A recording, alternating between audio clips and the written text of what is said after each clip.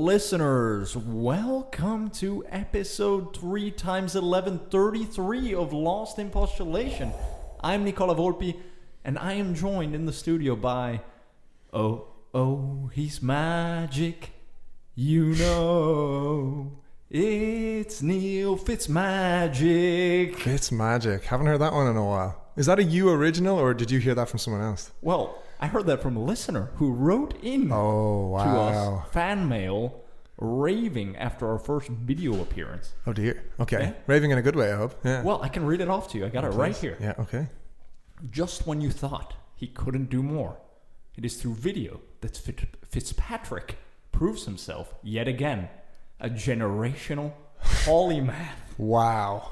Generous words here. And that's only the beginning. Oh jeez, okay. The doctor of mundanity, musical door footjammer, cum accentologist, is also an on-screen natural. Wow. Is there anything this man can't do? Video builds the radio star. He's a wizard. Call it Fitzmagic. Is this... This is amazing. This is next level. Extremely positive. It's clearly a loyal listener because they've hit all of your nicknames. They know me well, yeah. And clearly, yeah, they've listened well. They know every... They've even given you an honorary degree, the Doctor of Mundanity. Exactly. To go with Dr. Delight, the composer. Yes. Yeah. Jeez. Do I ask? Is it anonymous, this one? Or it was anonymous. Oh my God. That's a shame. I would love to really shake the hand of whichever listener sent that in. And at least nice. Virtually. Well, listener, make yourself known. Write in again and sign it next time, please. Wow. How unfortunate that they forgot that detail. But wow. Love that feedback. One of the best we've ever gotten, potentially. I would say so. I mean, Fitzmagic. Do you feel disappointed, though, that I was getting all of the praise here? No, and you know what? Yeah.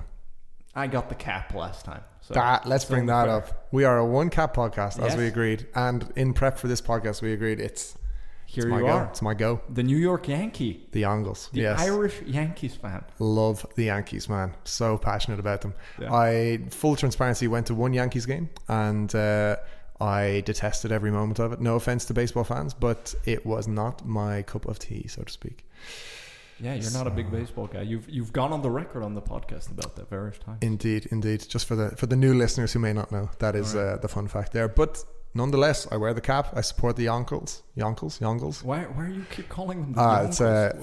Well, the listener, the dedicated listener to a band called Wolfpack will know the in-joke. Don't know why I'm using such an obscure in-joke, but basically there's a band called Wolfpack, and they have a song called One for One DiMaggio.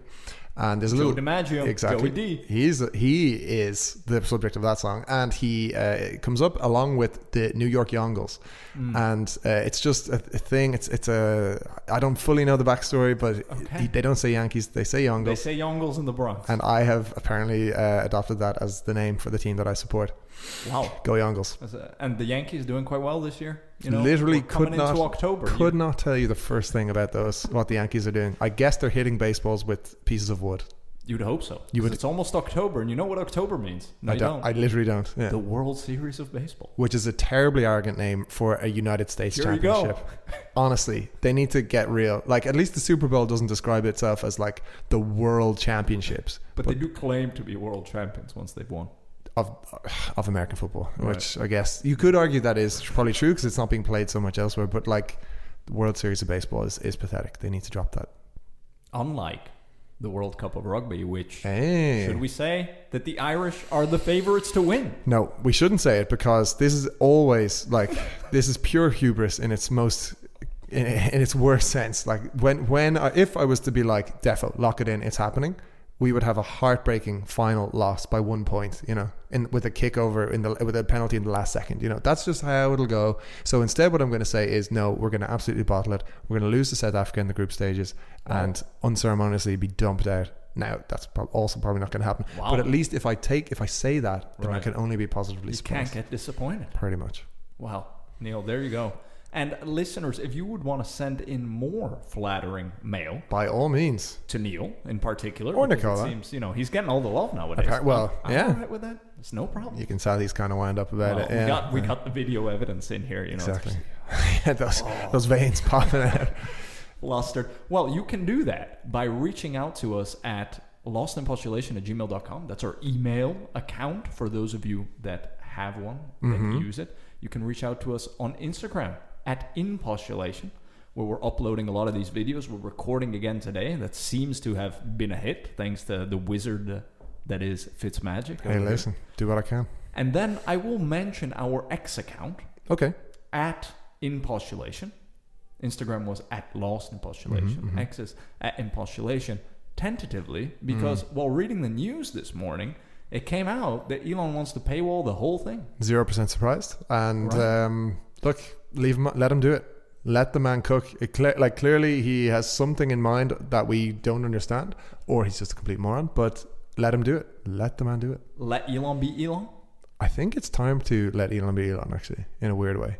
You think in the parallel universe where the West Wing administration was actually real, he would, be in with Jed Bartlett? No.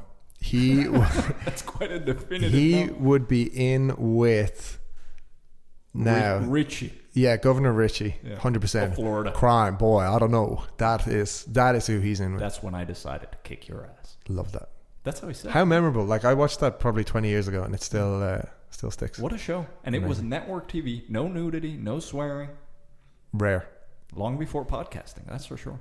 Indeed. Well, Neil, wow. Here we are, and it is time to postulate. It is, yes. Love these. Love the mundanity, and bringing one from life, as I often do, right? And even just today, I can tell you that I was involved in this particular topic. So the mundane postulation here is multi-layered, and I'm going to ask you a series of questions. I just need you to give me your answers. All right. What percentage of your purchases would you say are online shopping? Percentages of my purchases that are online. And I'm talking not just groceries. We can get it. We've talked on that before, so we can kind of skip that. But I just mean, like, say you're buying a new watch, a new something, a new, clothes, electronics, online, offline. So my groceries are all online. I just want to... Which is, right. Good, but good, if we good. exclude that, and now I'm thinking, surprisingly very few. Yeah, I think you're more of an in-person guy, right? I ended up being because I'm electronic on everything else. Read the paper online, whatever it is. We order, our coffee, our vitamins. Yeah. Anything that's like repeat. Exactly. Is an online transaction. Yeah. But no, the bookstore. I walk into the bookstore 2 times a week. Probably. Yeah, and that's even knowing that you're probably paying a premium, right? Like you're still happy to... Can be. You're not saving maybe up to 20% that you would by price comparisons, etc. Now, the reason I ask is I have more and more become comfortable with the buying online thing. Mm-hmm. But one thing I've never done, or have done once in my life as of today, is return something that was ordered online. Right. Because it's an absolute... It's a hassle. Headache. And it was worse than I expected today. Yeah. But my where I was going to go with you was a similar question of, like, of the things you bought online, have you ever done the I'm not happy, I'm going to return it thing? No. But my wife does it all the time. See this, so she will order multiple things, maybe different sizes, because she knows she'll just return the one that doesn't fit. This is what I wanted to get to. I don't get this. Well, we should have had her on the podcast. We should next time.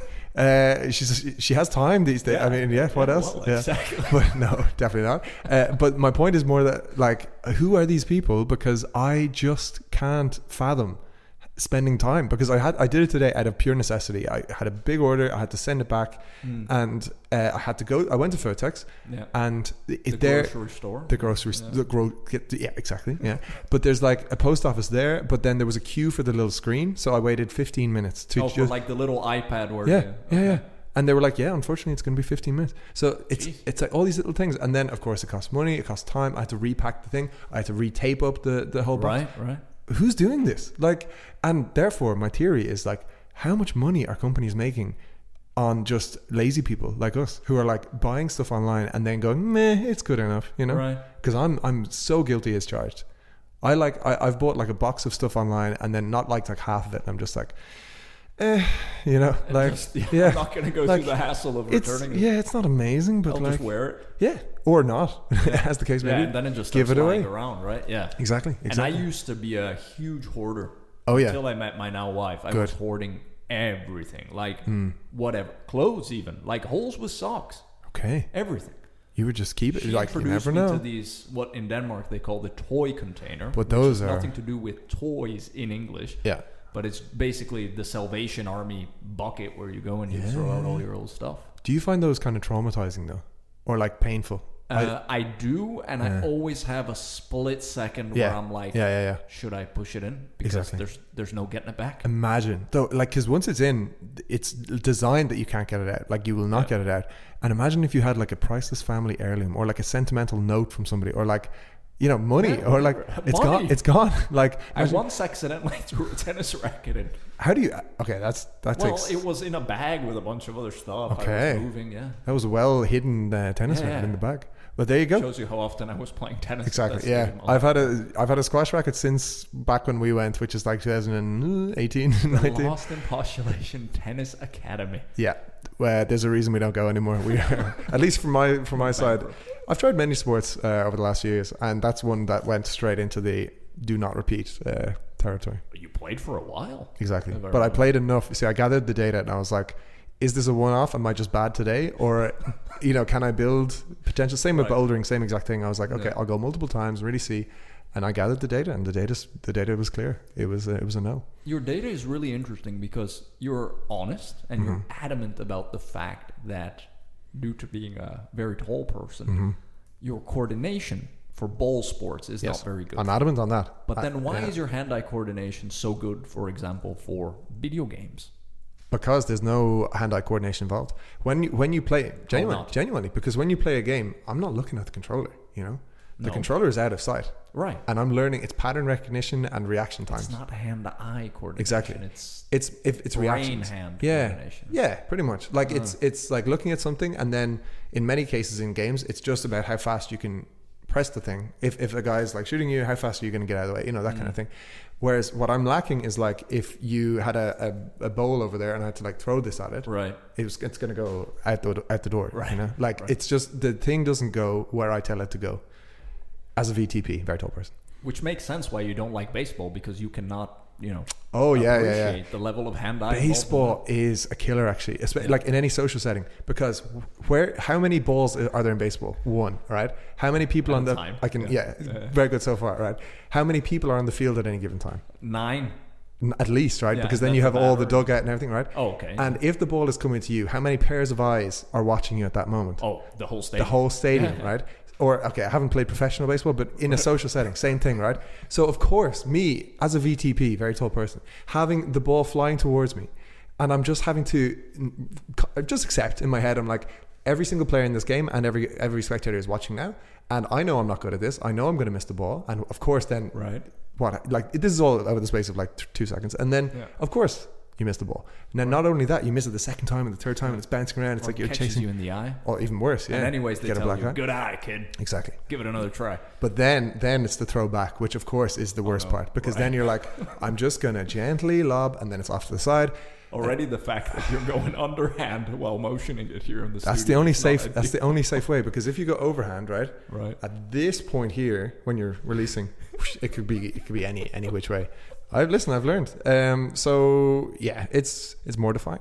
I stick to things I'm good at. It's lovely to get feedback like I just got here, because that's sweet validation that I, of course, would like. Not just from our listeners, also from your co-host. Exactly. As a VTP, did you call yourself a very tall person? Yeah, I've just invented shortened VTP. Yeah, because you want to save time. You know, I don't want to have to say very tall person every time. Right. So you've coined that now. In the last 10 minutes. The LIP lexicon continues. It broadens. It deepens and broadens with each episode. Yeah. And just to land the plane on returning, stuff you order. Yeah. So, what does that lead you now to doing more in-person shopping after that traumatic experience today? I'm a little bit of a sneaky playing both sides character, because I use that website called Price Runner, Oh, yes. And sometimes what Price Runner will reveal is like, actually, there is a place you can in person get a reasonably decent price, right? But it's the data that I want, because if there's a place, like some of the gear that we use here today, it was only through Price Runner that I would have checked and been like, okay, so the audio interface, where can I get that for the cheapest? And then if it's online, I'll pull the trigger and get it, And that's something I'm not going to return. I'm like, it's probably fine, right. But then if Price Runner or my research tells me, actually, you can just go down to El Gigante, or by the way, they sometimes price match as well. So you can go in and show them and be like, big chains, you guys want to do me a solid here? Good point. Yeah. So there we go, landing the PJ on that one. Wow. I am very much buy what's cheapest, return almost never. That is my policy. Never return, but listeners, please do return after the break.